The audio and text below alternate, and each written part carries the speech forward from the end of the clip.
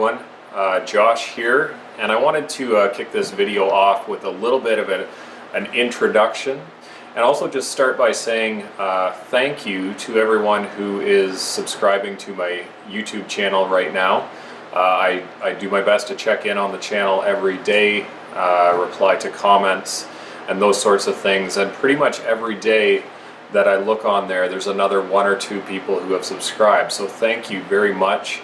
And to those of you who have requested that I do more videos, I am making note of those comments, and I'm definitely going to make an effort both to show more videos of my own work and my own technique, as well as just some general videos that will be of interest to anyone who either plays guitar or repairs guitar.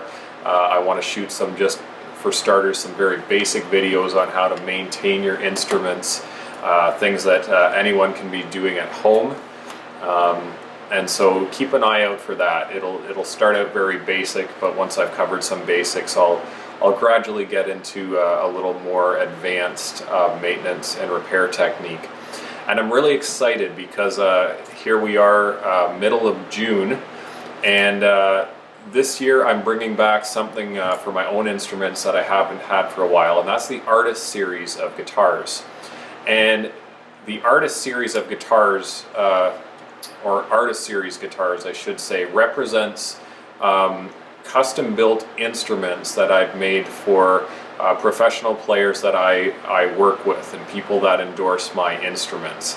And I'm very excited that this year I'm adding two new artists to my Artist Series, and one is Canadian singer-songwriter Benjamin Dakota Rogers, and you'll see more information on my website popping up very soon with information about Benjamin and his guitar.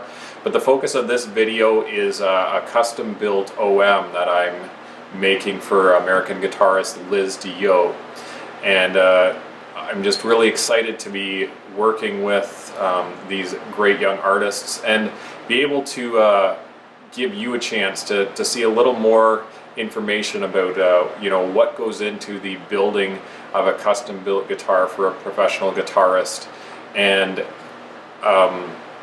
what sort of features these people are looking for on their custom built instrument. So the focus of this video is Liz's new OM, and you're going to see it just in the stage prior to finishing.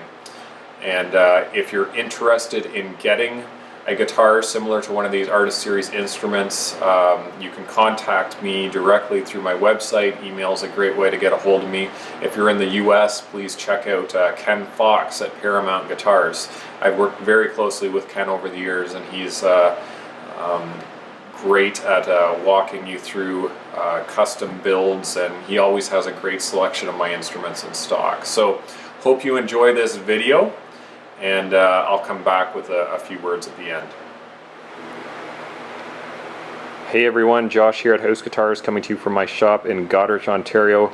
It's been a little while since I put out any kind of video on my YouTube channel. It's something I'm trying to get back into on a regular basis, and so I thought I'd start with something that's on my bench right now. This is one of my OM models, and I thought I would give you a quick rundown on the specs of this particular guitar. This guitar is being built for guitarist DeYoe, and looking forward to seeing what she is going to do with this in the near future. And the woodworking aspect of the guitar is done. It is now on its way to be finished.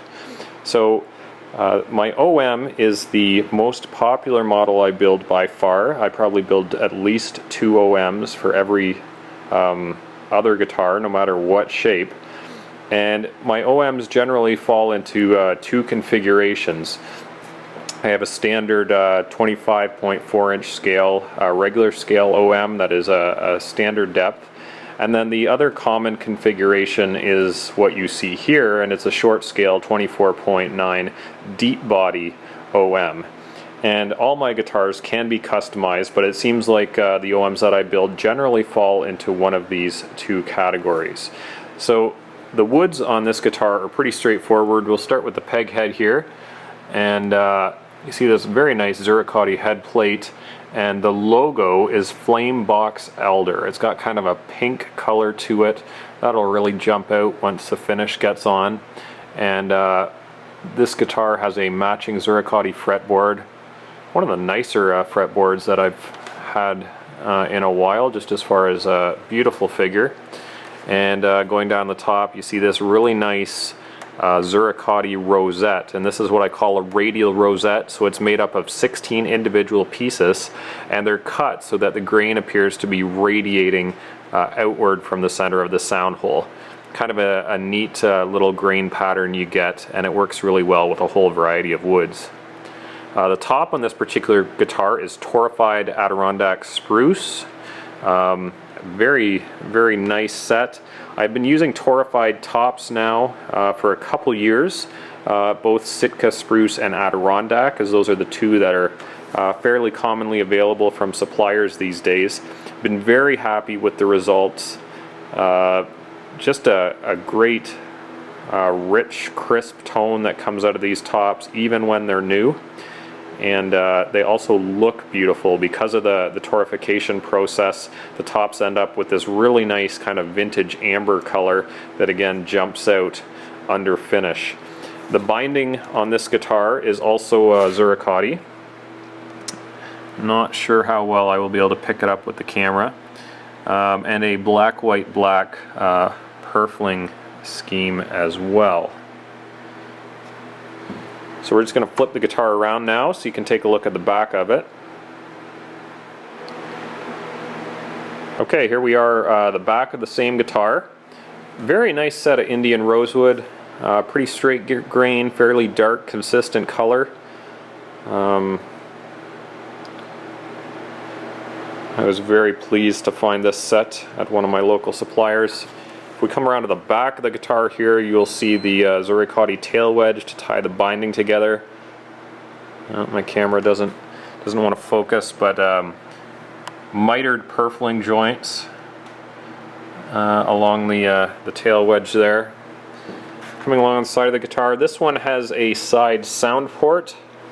A great feature that allows more sound to come up to the player directly. So as you play the guitar, you kind of get the same experience as if you were sitting in front of the guitar. It's a more open, full sound, and in general, it adds really nice tonal qualities to the guitar. I've noticed slightly better projection, more openness, and in general, everyone loves the sound of the guitar with the side sound port. The only people that don't seem to like it are vintage guitar enthusiasts who don't like having a hole in the side of their guitars. Mahogany neck, and along the edge of the fretboard you see the side position markers. These are clay dots, and I've been using these for a couple years as well. I offer some other options for side position markers, but the clay just have a really nice vintage kind of coloring to them. They show up very well on most fretboard binding options. You can see the back of the peg head. The tuner holes on this, you may notice, are slightly larger than what I would normally have on an OM. Most of my OMs get some variation of a vintage style tuner, open back Godos or Waverleys. Liz has requested a Godo 510 mini option for this guitar. So again, thanks for watching, and if you enjoyed seeing this video, and if you're curious to see how this guitar turned out, I'd encourage you to subscribe to my YouTube channel. I'll be shooting another video shortly as I wrap up the details on this build, and you'll get to see what it looks like when it's finished.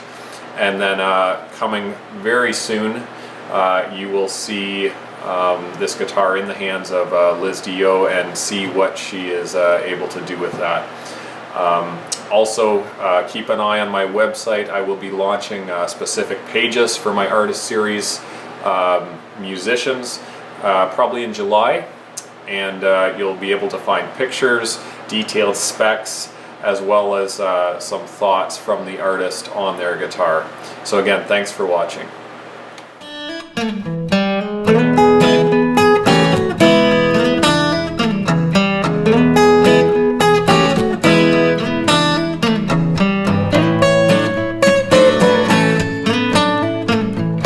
you.